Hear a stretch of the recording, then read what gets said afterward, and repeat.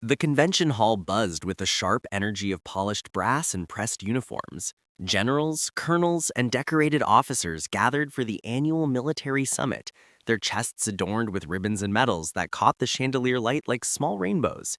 In the corner of the grand ballroom, 78-year-old Thomas Sullivan moved slowly between tables, carrying a silver tray of coffee cups with hands that trembled slightly from age and old wounds that never quite healed.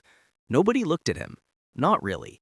To them, he was just another elderly server, probably hired by the catering company to fill out the staff.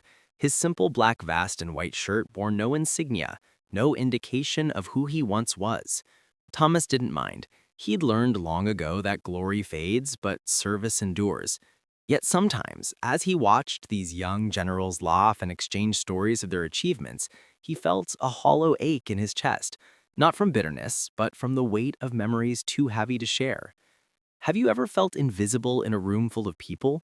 Have you ever wondered if your sacrifices mattered to anyone but yourself?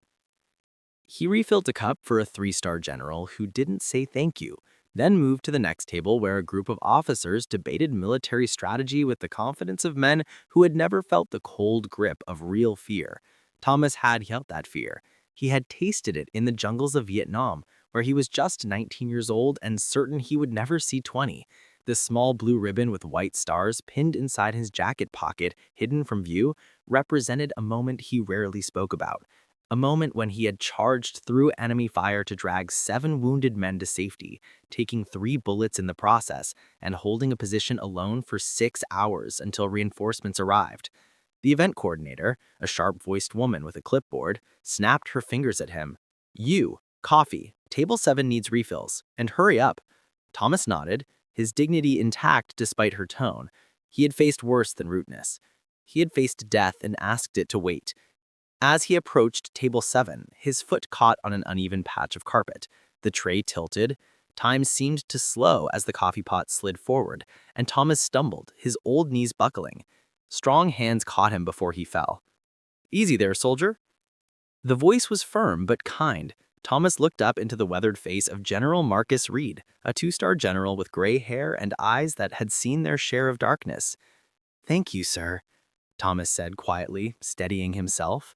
But as he did, his jacket fell open and the small blue ribbon slipped from his pocket, landing on the polished floor between them. General Reed bent down and picked it up. His expression changed immediately, transforming from casual concern to something approaching awe. He stared at the medal of honor, then at Thomas, then back at the medal. The conversations around them continued, oblivious. "This is yours?" Reed asked, his voice barely above a whisper. Thomas nodded, reaching for it. "Was mine, sir.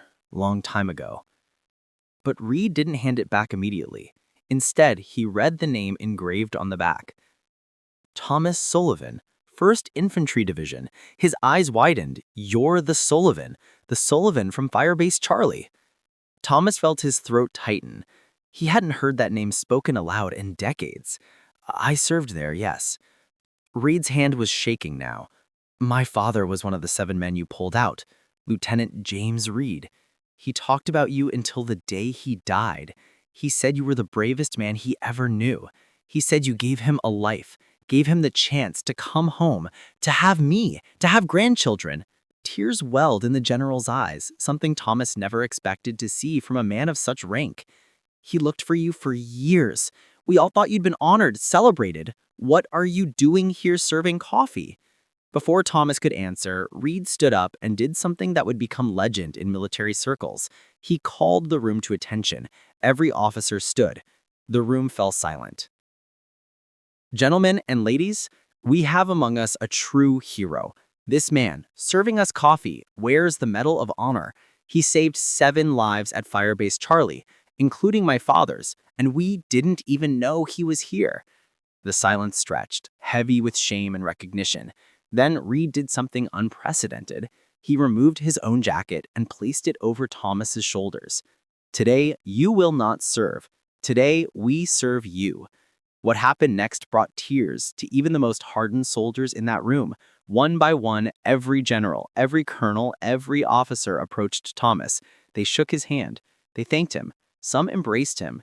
The event coordinator, who had spoken so dismissively, stood in the back, crying openly, understanding the magnitude of her blindness. They cleared the head table and sat Thomas in the center. They brought him food, they asked him to speak, to share his story.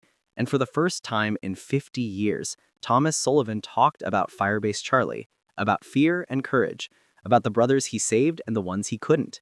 The event's agenda was abandoned. Instead, they spent 3 hours listening to a forgotten hero, learning that true valor doesn't seek recognition, that real sacrifice often goes unnoticed, and that sometimes the most important people in our lives are the ones we overlook. General Reed arranged for Thomas to receive proper honors, a pension adjustment, and most importantly, a formal recognition ceremony. But more than that, he gained something he thought he'd lost forever. He was seen again, not as an old man serving coffee, but as the warrior he'd always been. As the evening ended, Thomas stood with his Medal of Honor pinned properly on his chest, surrounded by the grateful and humbled. He had served his entire life, in war and in peace, with or without recognition. But tonight, he learned that service comes full circle, that honor never truly fades, and that even in our darkest moments of invisibility, someone might be watching, someone might remember, and someone might finally say the words we all need to hear. Thank you, and we see you.